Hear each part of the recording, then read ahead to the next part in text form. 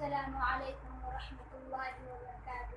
وعلیکم السلام ورحمۃ اللہ وبرکاتہ۔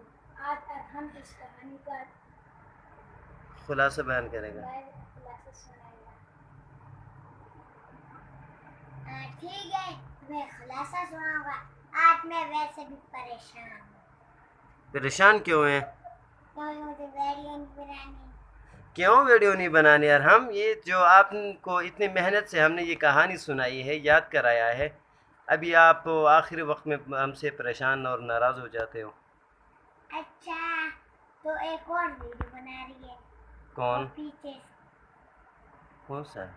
وہاں سے، کولر کے درمیان سے۔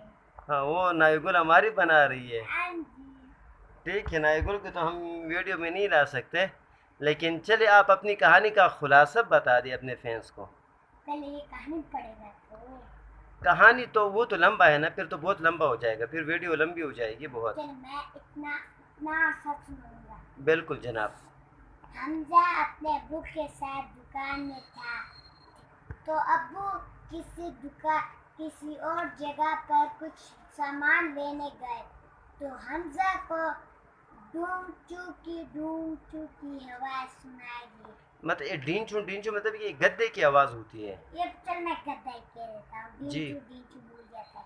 جی۔ گدے کی آواز سنائی دی، تو وہ گدے کی جہاں سے آواز آ رہی تھی اس طرف جا رہا تھا، تو اس نے دیکھا کہ گدھا سورج کے درمیان میں کھڑا ہوا ہے، تو اس نے کہا چلو میں چھتری اور ٹھنڈا پانی لے آ کر اس کی پیاس بجھا دیتا ہوں اور چھایا کر دیتا ہوں۔ تو اس نے سب سے پہلے چھتری لایا، چھتری اس کے اوپر رکھا، تو اس کے بعد ٹھنڈا پانی لایا۔ حمزہ کے ابو جب گھر آئے تو اس نے دکان سے پہلے دیکھا کہ حمزہ ہے یا نہیں۔ حمزہ نہیں تھا اور دکان خالی تھی، تو وہ باہر جا کے اس نے دیکھا کہ وہ تو گدھے کو پانی اور چھایا دے رہا ہے۔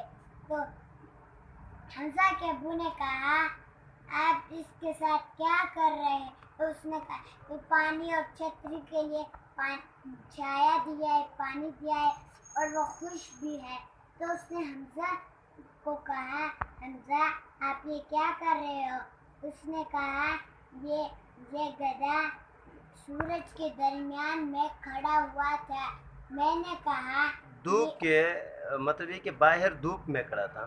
باہر دھوپ میں کھڑا تھا اور گرمی لگ رہی تھی اس کو، اس کی وجہ سے میں چھتری لایا اور ٹھنڈا پانی لایا کہ اس کی پیاس بجھ جائے۔ تو حمزہ کے ابو بہت خوش ہوئے۔ آخر میں حمزہ کے ابو نے کہا چلو اسے جاپال بناتے ہیں۔ چوپال انہوں نے بنا دیا۔ آخر میں جب اس کا مالک آیا تو اس نے دیکھا گدھا تو باہر ہے ہی نہیں اور جاپال کے اندر ہے، چوپال کے اندر ہے۔ تو اس نے کہا کہ یہ اچھا کام کس نے کیا؟ تو حمزہ کے ابو نے بولا یہ ہم نے کیا، یہ دھوپ کے درمیان میں کھڑا ہوا تھا اور اسے گرمی لگ رہی تھی، اس کی وجہ سے ہم نے بنا دیا۔ کہانی ختم ہوئی۔ لیکن اس سے سبق ہمیں کیا ملتا ہے؟ سبق یہ ملتا ہے کہ ہمیں جانوروں کی مدد کرنی چاہیے، وہ خیال رکھنا چاہیے۔ وہ بے زبان ہوتے ہیں، وہ بے زبان ہوتے ہیں، وہ نہیں بول سکتے، ان کی اچھی مدد کرنی چاہیے۔ اوکے، بہت اچھی آپ نے جو ہے نا کہانی کا خلاصہ سنایا، بہت شکریہ۔ تو اوکے، اللہ حافظ، السلام علیکم۔ ہماری ویڈیو کو لائک کرو۔